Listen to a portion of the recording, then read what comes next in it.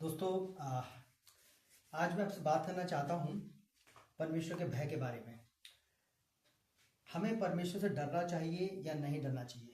परमेश्वर का भय मानना चाहिए या नहीं मानना चाहिए? जिस तरह से एक बच्चा अपने माता पिता के भय में पलता है तो वो अच्छी तरह से आगे बढ़ता है। माँ बाप का सम्मान भी वही बच्चा करता है जो अपने माँ बाप से डरता है।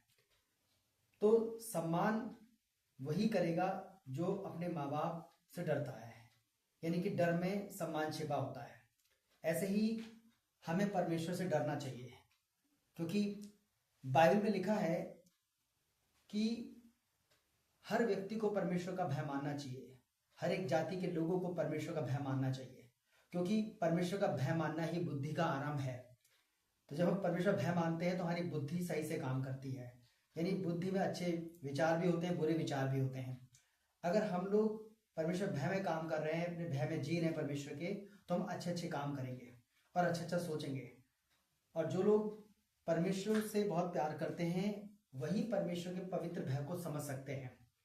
तो दोस्तों, हम सभी को परमेश्वर का भय मानना चाहिए, क्योंकि परमेश्वर का जो भय मानते हैं वो परमेश्वर की सत्ता को स्वीकार करते हैं। ये वो मानते हैं कि परमेश्वर ने सारी सृष्टि बनाई है और सारी दुनिया परमेश्वर के नियंत्रण में है, परमेश्वर के कंट्रोल में है।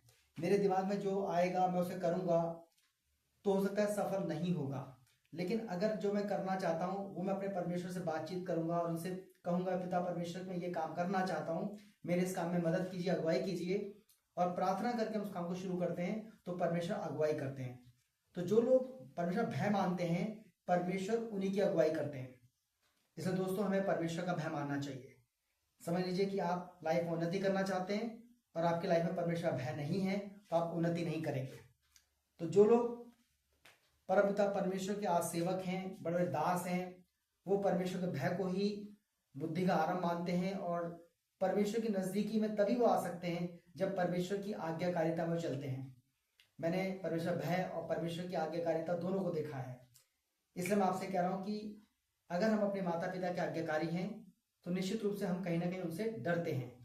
माँ बाप से नहीं डरते हैं, हम उन बातों से डरते हैं जो अच्छी बातें नहीं हैं, क्योंकि हमारे माँ बाप हमसे कहते रहे हैं कि तुम्हें बुरे काम नहीं करने चाहिए।